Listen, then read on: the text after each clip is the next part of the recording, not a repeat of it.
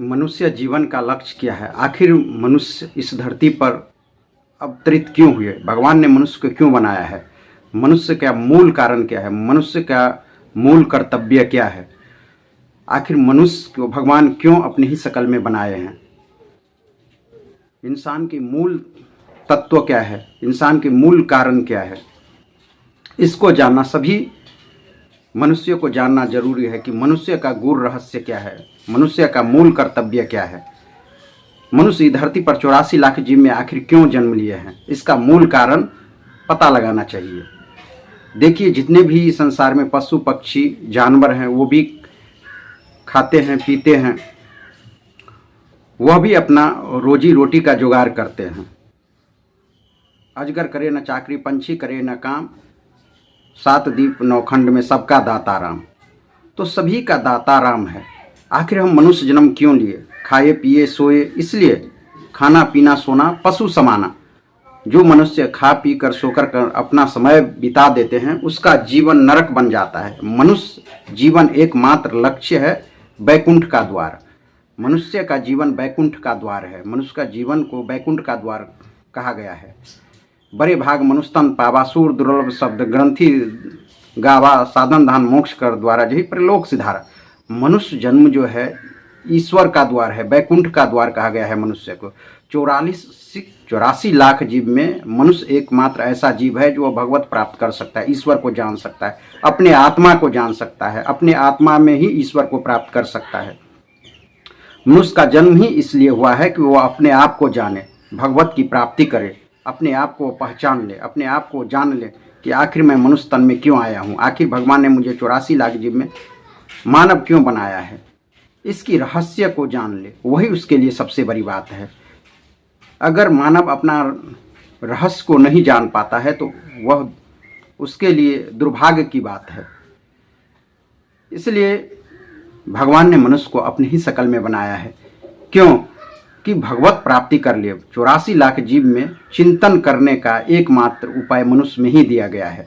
बाकी जीव जो 84 लाख हैं उसमें कहीं भी ईश्वर की प्राप्ति का कोई मार्ग नहीं है। लेकिन मनुष्य ही केवल एकमात्र ऐसा जीव है जो वह ईश्वर की प्राप्ति, भगवत की प्राप्ति और भगवान के चिंतन कर सकता है, वह भी गुरु के कृपा से। बिना जतन मिलता नहीं ओ मेरे महबूब, बिना जतन मिलता नहीं ओ मेरे महबूब, बिना गुरु कृपा से वह मार्ग है दूर। तो बिना गुरु कृपा से वह आपको मार्ग नहीं मिल सकता है, वह ईश्वर नहीं मिल सकता है। नाम लिया जिन सब लिया सकल वेद का भेद, बिना नाम का पढ़ता चारों वेद। कलयुग केवल नाम आधारा, सुमरि सुरमरि नर उतरहि पारा। मनुष्य केवल नाम का आधार है। नाम लेत भव सिंधु सुखाही, करहु विचार सजन मन माही। मानव केवल ईश्वर की चिंतन करने के लिए इस धरती पर आया है, मोक्ष प्राप्त करने के लिए आया है, भगवत प्राप्त करने के लिए आया है। प्रत्येक मनुष्य का जो जन्म हुआ है वह बैकुंठ का द्वार है। वह चाहे तो बैकुंठ द्वार बंद हो सकता है या वो बैकुंठ द्वार से वापिस आ सकता है, फिर वही 84 लाख जीव में भटकने के लिए।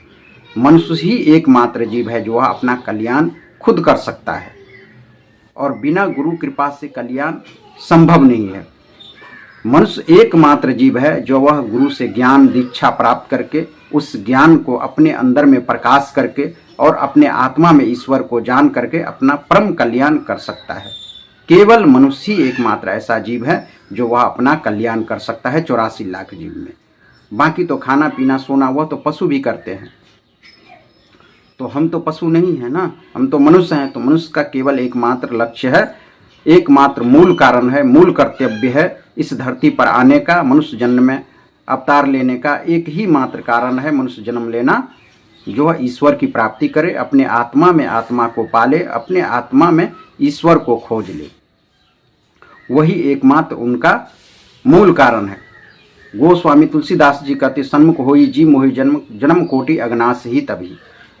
कबीर साहब बोलते हैं, मुँह को कहाँ ढूंढे रे बंदे, मैं तो तेरे पास में, ना मैं काशी में रहता, ना मैं कैलाश में, ना मैं पिंड में रहता, ना मैं ब्रह्मांड आकाश में, ना मैं जब में, ना मैं तप में, ना व्रत उपवास में, ना मैं भंवर गुफा में रहता, ना मैं प्रकाश में। खोजी हो तो मिल जाऊं मैं पल भर में, सभी श्वासों के श्वास में।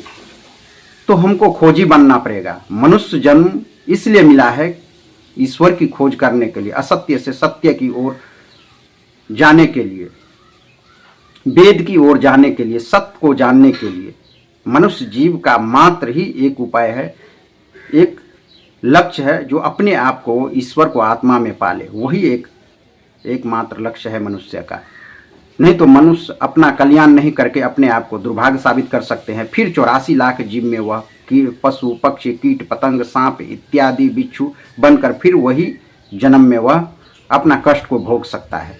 इसलिए मनुष्य जन्म बहुत दुर्लभ है। इसलिए तुलसीदास बाबा भी कहते हैं, बड़े भाग मनुष्य तन पावा, सूर दुर्लभ सो ग्रंथि गावा, साधन दान मोक्ष कर द्वारा यही परलोक सिधारा। तो वह साधन करके मोक्ष को प्राप्त कर सकता है। यह तुलसीदास का कहना है कि मनुष्य केवल एकमात्र वह जीव है जो अपने आप को कल्याण कर सकता है, और कल्याण करके अपना लोक परलोक दोनों को वह सिधार सकता है। केवल मनुष्य ही जन्म ऐसा है जो वह भगवत चिंतन कर सकता है। और जीव चिंता कर सकते हैं, लेकिन मनुष्य एक ऐसा जीव है वह चिंतन कर सकते हैं। इसलिए सभी मनुष्य को गुरु करना चाहिए। बिना गुरु पीरा हरत नहीं कोई, बिना गुरु पीरा आपको कोई नहीं हर सकता है।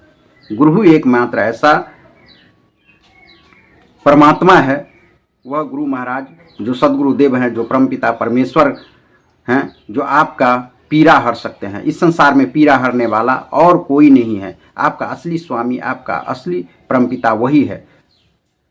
बाकी आप जितने भी हैं वह माया रूपी संसार है।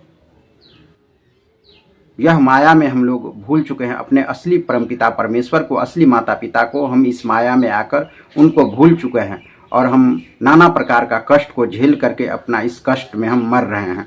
कोई जन्मते ही मर गया, किसी का पति मर गया, तो किसी का बेटा मर गया और वह कष्ट में जी रहा है। ये सब माया की खेल है।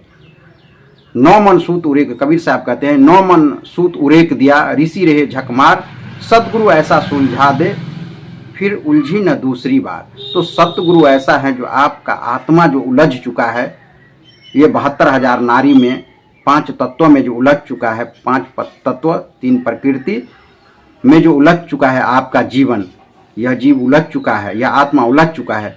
उसी चीज को सदगुरुदेव महाराज सुलझा कर आपको सत्य लोक, परम धाम, असली परमपिता परमेश्वर से मिलाकर गठबंधन करके आपको असली स्वामी, असली पिता से मिलाकर आपका जीव का कल्याण कर देते हैं। तो सभी को गुरु करना चाहिए और दीक्षा लेना चाहिए। शिक्षा तो आप ले लेते हैं, school, college, university, medical college, law college, हर किसी कॉलेज में जाकर आप अपने आप को शिक्षा प्राप्त कर लेते हैं। लेकिन शिक्षा प्राप्त करने के साथ अगर आपको दीक्षा प्राप्त न हो तो आपका जीवन असफल रह जाता है, आपका जीवन बेकार हो जाता है। आप शिक्षा तो प्राप्त कर सकते हैं, लेकिन अगर दीक्षा नहीं हुआ तो आपका जीवन असफल है। आप कुछ नहीं जीवन में किए, आप वैसे ही डिग्री ले लिए, लेकिन आपका जीवन सफल नहीं हुआ। शिक्षा के साथ अगर आपको दीक्षा मिल जाए तो आप सत्य मार्ग पर चलने लगेंगे, आप सत्य को जानने लगेंगे, आप तीनों लोक 14 भुवन को जानने लगेंगे, आप ईश्वर की प्राप्ति को कर लेंगे। इसीलिए शिक्षा के साथ दीक्षा लेना जरूरी है, नाम दीक्षा लेना जरूरी है। इसलिए गुरु को सभी व्यक्ति को, सभी जीव को गुरु करना चाहिए, क्योंकि पीड़ा हरने वाला एकमात्र गुरु है जो आपको पीड़ा हर सकते हैं। गुरु के अलावा इस संसार में कोई नहीं है जो आपको इस 9 मन सूत्र से सुलझा सकता है। गुरु ही एकमात्र लक्ष्य है। तो मनुष्य केवल खाने पीने के लिए, मटर गश्ती करने के लिए, मौज मस्ती आनंद करने के लिए नहीं है। यह जीवन दीक्षा लेने के लिए है, जीवन कल्याण करने के लिए है, चिंतन करने के लिए, भगवत प्राप्ति करने के लिए है। मानव जीवन इसीलिए भगवान ने बनाया है। मूल कर्तव्य, मूल कारण अपने आत्मा को जान लेना, और यह धर्म भी है। आत्मा को जान लेना ही सबसे बड़ा धर्म है। सबसे बड़ा धर्म है अपने आप को जान लेना। दीक्षा लेकर, नाम पान लेकर, गुरु महाराज से नाम पान दीक्षा लेकर अपने आप को जान लेना ही सबसे बड़ा धर्म है।